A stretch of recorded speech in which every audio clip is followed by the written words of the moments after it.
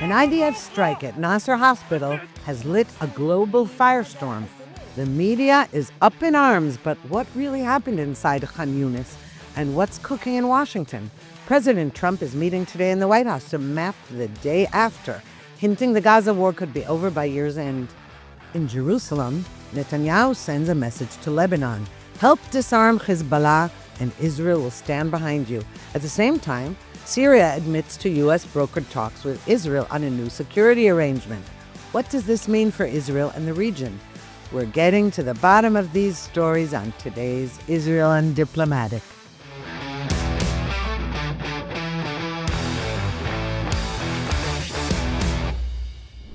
Shalom and welcome to another episode of Israel Undiplomatic. I'm Mark Regev, and as per usual, I'm here with my co-host, Ruthie Blum. How are you today, Ruthie? I'm pretty good, Mark. All things considered, one of which is a big issue that just happened, and you and I have to discuss it, and that is the global outcry over the IDF's hitting of a hospital in Khan Yunis in Gaza, and the world claiming that we killed a bunch of journalists and hospital staff and that we targeted civilians. And our prime minister apologized and said it was a tragic accident. And so did the IDF spokesman. And then the following day, after an investigation, it turns out that an apology was not necessary. So I don't think the prime minister, to be precise, actually apologized. He expressed regret at the possibility that we'd hit uninvolved people, that we'd hit medical workers and so forth. He didn't actually say, sorry, I apologize. He said, this is not the sort of thing we want to do, and I regret if it happened. And here, I think, first of all, we have to put this into context. Since this war started, Israel has been accused of attacking hospitals. Since day one of this war, Israel has been bombing hospitals, destroying hospitals, and it's like we're anti-humanitarian. That's the accusation. And what isn't explained, or isn't explained long enough and well enough, is the fact that Hamas has a deliberate strategy of creating its military infrastructure, its terrorist infrastructure, underneath and inside hospitals. In fact, I have spoken to experts in the field, and they've told me that there's not a single hospital in Gaza that hasn't been exploited by Hamas as part of its military machine, either bunkers underneath or weapons storage or holding hostages there or using it for command and control, precisely because they know that hospitals are in a war zone. They're supposed to be protected sites. But according to international law, and I'm not an international lawyer, but I've been briefed by people who know these things, the minute Hamas turns the hospital into a military site, then the status has changed under the law. I was told the following, is a bridge a military target? If the bridge is just allowing civilians to cross it, it's not a legitimate target. The minute the enemy moves its tanks across the bridge, you can destroy the bridge. That's the law. It's the same, unfortunately, though we have to do our utmost to leave uninvolved people out of, not see them caught up in the crossfire. But that Hamas has a deliberate strategy of exploiting hospitals is undeniable, and that Israel's had to contend with that is also undeniable. No, of course, but also the IDF spokesman, here's the trouble. He said the first words out of his mouth were this was a tragic accident, meaning, of course, we didn't target it, but innocent people were killed and we're really sorry. That was the whole gist of it, okay? It turns out it wasn't a tragic accident. For days, the IDF had noticed that on the roof of that hospital, Nasser Hospital in Khan Yunis, the roof was being used as a surveillance tower, was surveilling the troops, number one. Number two, it has since been discovered, not even discovered, for months. Palestinian Media Watch have produced evidence that that is a hospital that is used to interrogate and torture other Gazans who are supposedly, not obeying Hamas enough. And we also know, I don't know if hostages were held in this hospital specifically. I don't know. We do know at Shifa Hospital, we know that other hospitals in Gaza had hostages. We even saw footage of that. But here's the other thing. the world, including Israelis. The Israeli left always parrots the enemy. And the latest one is the announcement by the Israeli Press Association condemning our killing of all these journalists. Okay, now, first of all, we know that 6 of those people, those journalists, I say with quotes, because in Gaza, there are 2 things. First of all, one of them actually participated in the October 7th massacre. The others are all Hamas journalists or Hamas-affiliated journalists, or when even other news outlets, like say you take Reuters or some other news outlet, what is known is if they don't toe the Hamas line, they're dead or they're not allowed in. That's all there is to it. Okay, so they're not journalists. And in this case, 6 of them are known terrorists, absolutely proven to be terrorists. Now, you could call someone a journalist just because he runs around with a camera documenting rapes and slaughter, right? Well, that's not what we call journalists, and I am appalled that the Israeli left constantly jumps right in to accuse our boys. By the way, it's, the hostages, we know the hostages have families. We all have sons, husbands, daughters, everyone as soldiers. Our families are not war criminals, and they do not target innocent people. But yes, they do have to go after military targets because otherwise they're dead. And there is no dilemma there. And I'm sick and tired of it. And I think the Israeli left should be excoriated for doing that. So I think there is a dilemma in certain circumstances, and I'll articulate that now. First of all, when people say Israel's killing journalists, right? So we have killed journalists deliberately because they're also being terrorists. And like a terrorist can be, in his day job can be, he's a teacher, or he's a mathematician, or he's a philosopher, or he's a religious preacher, yes? But if he's a terrorist, it doesn't matter what his day job is. And if your journalist is your day job, but at night you're putting missiles together for the Qassam brigades or something, right? You're still a terrorist and you're a legitimate target. That's the first point. Second point, and this is where the dilemma comes up. According to the Gaza Ministry of Health, right, which we take everything they say with a grain of salt because it's Hamas control. A grain of salt? Yes, but they say 20 people were killed in the attack. And Israel has pointed to 6 people who we know for sure were terrorists. Now, let's say, and I think it's fair that Hamas's Ministry of Health exaggerates the numbers, let's say 15 people were killed, right? It still means that maybe half the people who were killed in that strike were civilians or uninvolved or weren't Hamas or other terrorists. Now, that is something that's always a dilemma from Israel. You can ask a legitimate question is to get a senior terrorist or to take care of a legitimate military target, to what extent, what is an acceptable level of collateral damage? Now, to say there can be no collateral damage, I'm sorry, you can't fight a war. You definitely can't fight a war in a built-up military area. But so what is it? And my understanding is, yes, that Israel, by international standards, has been fighting this war with a relatively low level of collateral damage, especially compared to situations where you're fighting in built-up urban areas. Now, if we consider that Hamas, first of all, has to be blamed for turning a hospital into a military site, yes? Because if it wasn't a military site, we wouldn't have attacked it in the first place. That's for sure. And so the question is, the dilemma is always, what is an acceptable level of collateral damage to strike a legitimate military target? Now, you're absolutely right, but it's not just the ratio of non-combatants to combatants. There's another issue that somehow nobody's talking about. On the roof of that hospital was a surveillance. The soldiers below were in the crosshairs. It's on video, okay? Now, when I moved to Israel almost 50 years ago, I remember I had a professor at the Hebrew University who said he presented a dilemma.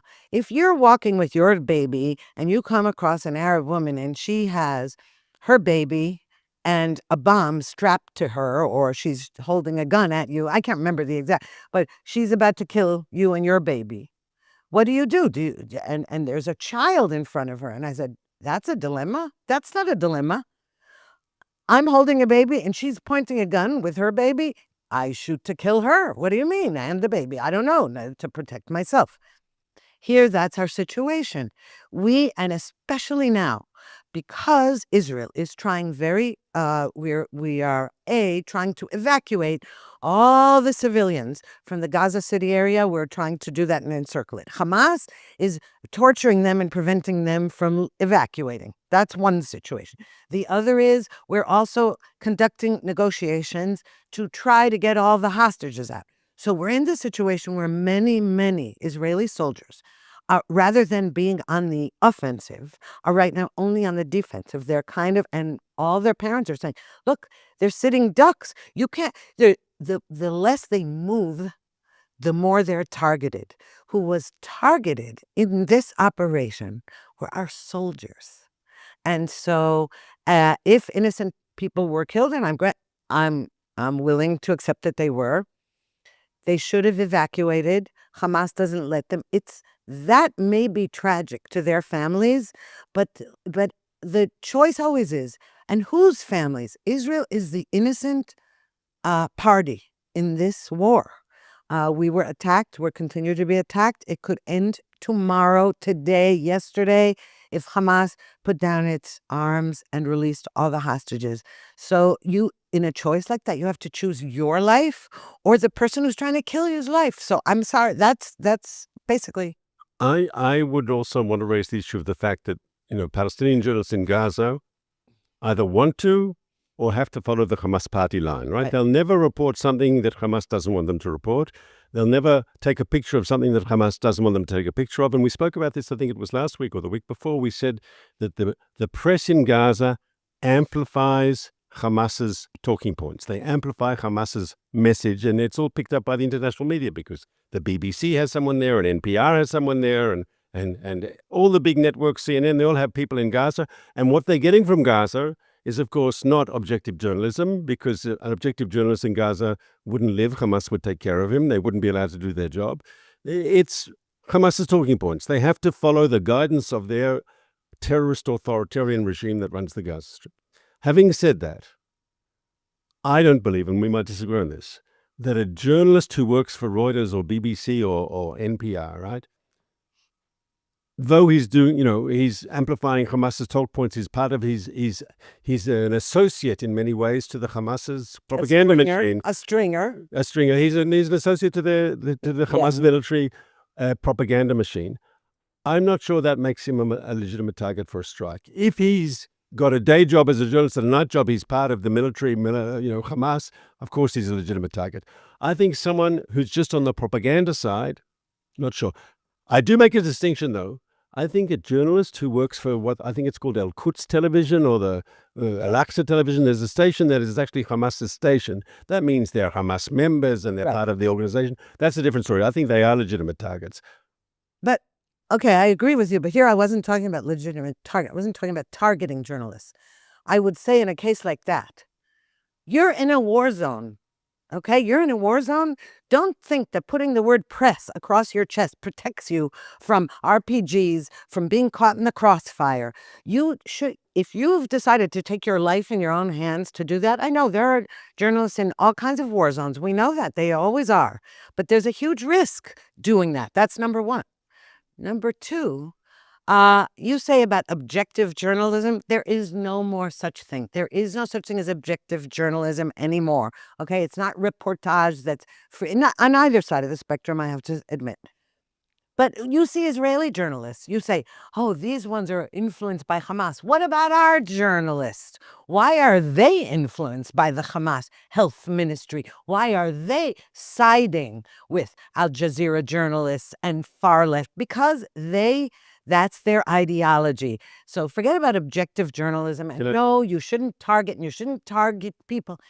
People should get out of the way of a war zone. Okay, I wouldn't want to go hang around Gaza there. The only way you could do that is by being under the protection of the IDF. And then the journalists in the world would say, well, that doesn't count. The IDF is sending them in. What's the problem is Israel's in a catch-22.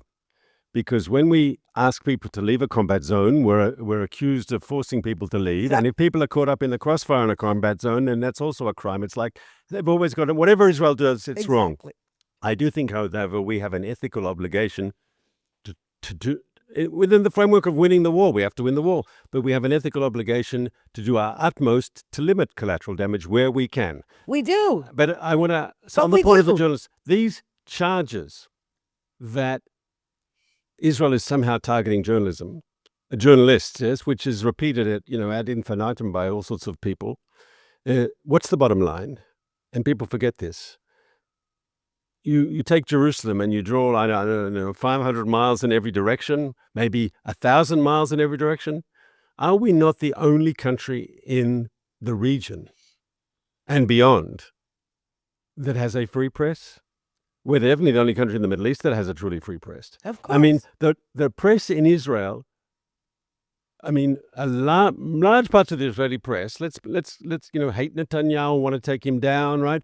In fact, the most important, the highest rating news station in Israel on television has got a clear agenda, right? I don't think that's deniable.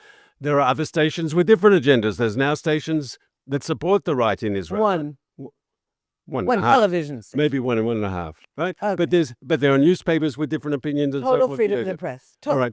But there's total freedom of the press in Israel. And yet we are accused by people of deliberately, hitting journalists and killing. It's ridiculous. We're the only country in the region. And here, Hamas also gets a free ride because, of course, the press in Gaza don't report the sort of things they have to deal with. But we know for a fact, yes, the danger they face if they would ever, and that's why they can't do it, write or report something bad that Hamas didn't want them to report. Well, of course. We know about the intimidation to them and their families. Of course. But that's why I'm saying that shame on the Journalists Association in Israel. How dare it? It should be the first to come out and say that we have total press freedom and that Hamas doesn't and that Gaza doesn't. No, instead, they always side with the enemy. It drives me crazy. But let's talk now about another thing that's been making headlines and confusing hostage families and whatever. People don't know exactly what's going on with President Trump because in the last couple of days he's very free talking to reporters, which is great because it's refreshing to have a president, to have a leader who says, "Ask me anything and I'll answer anything." The trouble is that Trump often, he talks from the hip. He doesn't always know, or shoots from the hip, I should say. So he said a couple of things. One thing he said was, there are probably fewer than 20 hostages still alive in Gaza. Now, Israelis went crazy. Understandably, they're terrified. And they said, oh my God, does he know something we don't know? And the person in charge of dealing with the hostage family said, no, as far as we know, the number is still 20 live hostages. So that's one thing he said that made everybody nervous. Because after all, he's the president of the United States, and maybe he knows from somebody the numbers. That's one. The other thing he said was, things are progressing, and we ought to be, in 2 or 3 weeks or something, we ought to be done. And it wasn't clear if he meant done, we'll get all the hostages back, or done with the war. But then there's Steve Witkoff, the envoy, the special Middle East envoy, who said something else. And so there's people are saying, wait, and then as Witkoff said, he thinks that by the end of the year, the war will have reached a decisive victory. So there's a lot of confusion, and we don't know what that means. Is it just Trump talking because he says a lot of stuff? Or is this really true? He is in negotiations with other countries also to take in Gazans, etc. So I always think when I hear President Trump that there's always a method to the supposed madness. And I think when he said what he said, I think it's part of putting the pressure on Hamas, saying, listen, unless you guys agree to a deal now, then they have a green light for me to go into Gaza City and to clean you all out, right? And that can be over in 2 to 3 weeks once I give that goes ahead. And he's also saying, though, which is the converse side, and if you agree to a ceasefire, it'll also be over. And so I think it's his way of putting pressure on them. Of course, some people interpret it as pressure on Israel. Everyone says, there are some people always looking for daylight between the White House and Jerusalem, yes? The Israeli left, to be specific. All right. And always yeah. looking for that.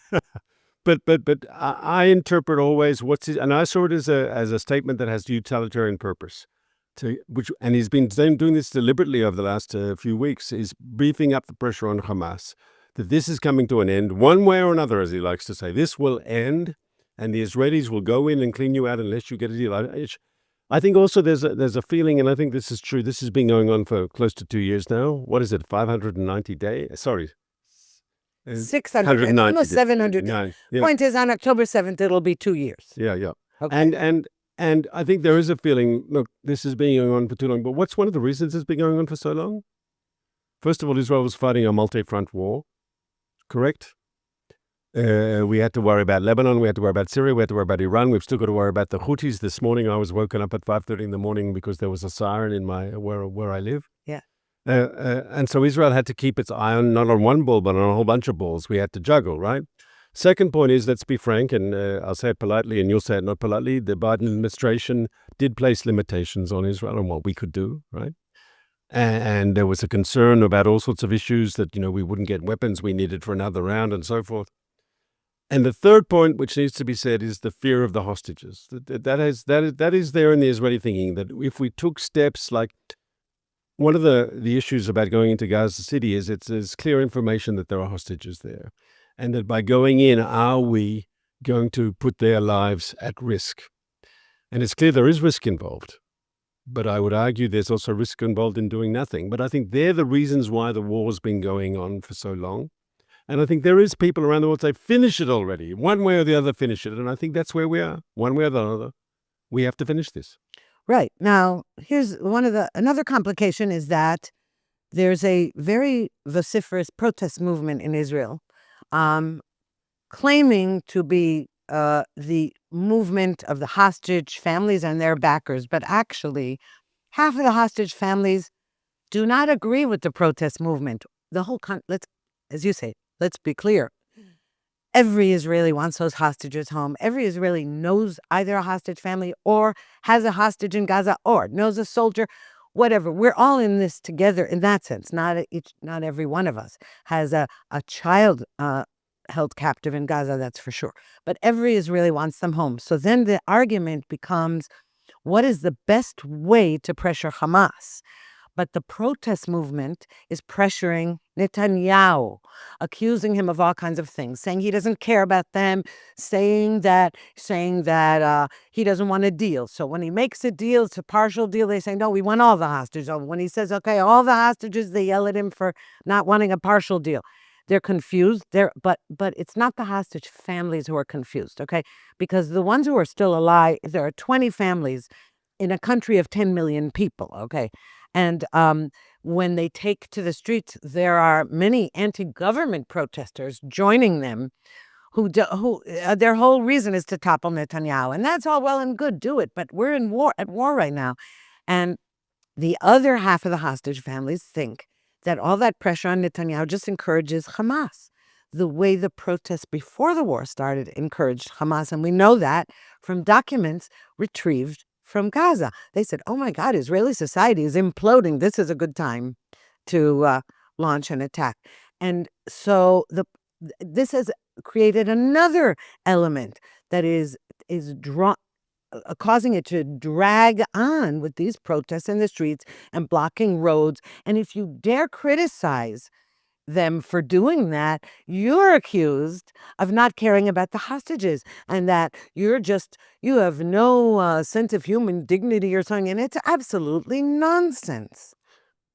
And I think he's a friend of yours, when the U.S. ambassador to Jerusalem, Huckabee, is asked, what about the Germans? What about the French? All these Europeans are saying different things. He says they make a mistake if they put the onus on Israel to solving this and not the onus on Hamas. And he's very clear about that in all his interviews. He says it's wrong to blame Israel. It's not to put Israel. If this is going to finish, the pressure should be on Hamas, not on Israel. I think I'm quoting him directly. And I think part of the problem with the internal discussion in Israel is that they're putting the pressure on us when the pressure should really be on Hamas. Now, it's clear that Israelis have the right to criticize their government and to demand their government do more and so forth. But I think it's a mistaken if. And what is the fear? is that Hamas sees the international pressure on Israel, and they see the internal pressure by the hostage families and the people who are supposedly supporting them, yes. And they think the external pressure and the internal pressure, in the end, the government will have to stop the war, and we will survive, and we'll come out of our tunnels, we'll come out of our hiding places, and we will reassert control over Gaza. And all we have to do to win this war, yes, win the war means to survive and take over Gaza when it's over, is just to grit our teeth. And so there's suffering around us. That doesn't bother them. There's death around them. They don't give a hoot about the civilian population of Gaza. All we have to do is grit our teeth and stay on. And in the end, the internal pressure and or the external pressure will bring an end to this to our advantage. And that's why I think those people, I'm sure they're really very good people who are protesting because they believe in solidarity with the hostages and all that. But are they not, and I think you're making a serious argument, are they not inadvertently actually perpetuating the current situation?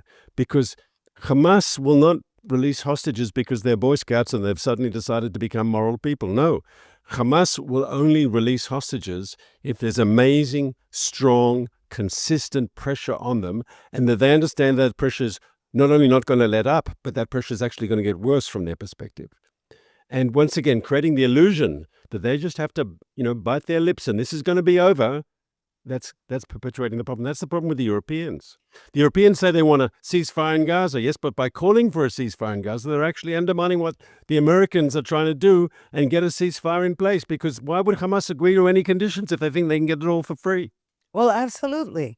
But here's the thing, and I think I know that some of our viewers have commented on YouTube as well as in our emails that that maybe, and especially me, because you're much more tempered than I am, that somehow if my son were held in Gaza, I wouldn't be talking this way. Now, I don't know how I'd be talking. I'd be lying if I said I knew. But here's what I do know. I know several parents of hostages who talk just like me. And the reason our viewers may not know that is because the main channels in Israel and abroad do not like to interview those families. They like to interview the families that say Netanyahu just wants to stay in power and let's just get all that. Those are the people who are front and center at the protests on the stages. But there are half of those families agree with what I said. So it is true that I don't know what I would do if my child were in Gaza. But I do know parents whose sons are in Gaza who say exactly what I'm saying. And that's why I don't mind saying it, because, again, I'm not speaking for everybody else. One thing we know is that Hamas, it's enough if it holds one hostage. See, that's what I think people don't realize. We make another deal, they build more tunnels. We make another ceasefire deal, they build more tunnels. It's enough for them to have one left. The whole country will still be up in arms over one person, because we know that. We know that from the Gilad Shalit deal. We know that so because Hamas knows that we do care about every human life. That's precisely the point. That not only do we care about every human life of ours, but we also care about other people's human lives. And that's why we try not to kill non-combatants in Gaza. That's why we try to feed them. We're sending aid to feed them, not Hamas. We try to help them move out of the way. And that we are attacked for just the opposite is just distressing. And I think much of that is anti-Semitism. Some of it is stupidity. And a third of it is taking the cue from these Israeli leftists who are going around spouting lies about the country. Could I'll talk about someone who's associated with the protest movement very strongly, and that is former Prime Minister Ehud Olmert, who I worked for before I worked for Netanyahu. And I specifically remember during the Gilad Shalit protests, yes, Gilad Shalit, a soldier, was held for 5 years, I think, in Gaza. And there was this whole protest movement, free Gilad Shalit, pay the price, release the hostages, release Palestinian terrorists in Israel so we can get this young boy out, this young soldier, I should say. And I remember Olmert saying publicly, the protests don't help the negotiations. The protests just encourage Hamas to increase their demands. And what was true then, I believe, is still true today. And that what Omid said then was the truth. Wait. Finish that sentence. And What he today- said then and today he says. Well, I we're said committing war he's crimes. associated with the protest movement. No, not only is he associated with it, has turned so anti-Israel that it's not funny. He says we're committing crime. He is vilifying Israel around the world. And they say, see, even a former prime minister says that. I would be more careful in the way I would say that. I wouldn't say anti-Israel. I'd say he's so strongly anti-government that he plays into the hands of people who are No, anti-Israel. not only. Have you heard his wording? Anybody who says we are committing war crimes, I'm sorry, that is against the country. That is not against the government. It's against the army. It's against our soldiers. How dare he? I know you say you would. No, it's justice. No, he has become a radical, one of those radical protest leaders. And I want to change the subject because we've only got 3 minutes left, and I want to say interesting good news this week. There were 2 issues on Israel's northern border. Prime Minister Netanyahu sent a public message to the Lebanese president and saying he supports the decision of the Lebanese government to disarm Hezbollah, something that should have happened years ago, and that they're starting this process and that Israel will support that process and can be expected to do things that will be good for Lebanon if that process continues. I think the hint is that we'll pull out our forces that remain in those 5 points in South Lebanon. There is ultimately a very positive dynamic in Lebanon because we destroy basically Hezbollah's military machine. Maybe there's some residual power left, but on the whole, and the Lebanese have a chance to get their country back. That's a good thing. And the formal disarmament of Hezbollah, I mean, we did most of the disarmament, but the weapons they have left, that they should be taken over by the Lebanese state and not in the hand of this pro-Iranian terrorist militia. Good thing. The second thing, very quickly, it was reported this week and not denied that there are interesting talks between Israel and Syria, not on a peace agreement, but on some sort of non-belligerency security arrangements that will return us to the 1974 ceasefire lines, which means Israel is, of course, on the Golan Heights and will remain on the Golan Heights. Also, interesting developments in Lebanon and in Syria, both of them possibly good for Israel. Oh, right. And both of them possibly bad for Israel, specifically Syria, more than Lebanon. But Lebanon as well. I have to tell you, it's true. Our ceasefire deal with Lebanon that we did sign last year has worked out only because we are still keeping our powder dry, so to speak, and attacking any Hezbollah movement. And we reserved that right in that ceasefire agreement. So, yes, we're in a ceasefire, and no, we're not exactly, because we're still fighting Hezbollah in Lebanon. We're not fighting Lebanon, we're fighting Hezbollah in Lebanon. So that sounds good, great. Okay, Lebanon says, okay, we'll disarm them.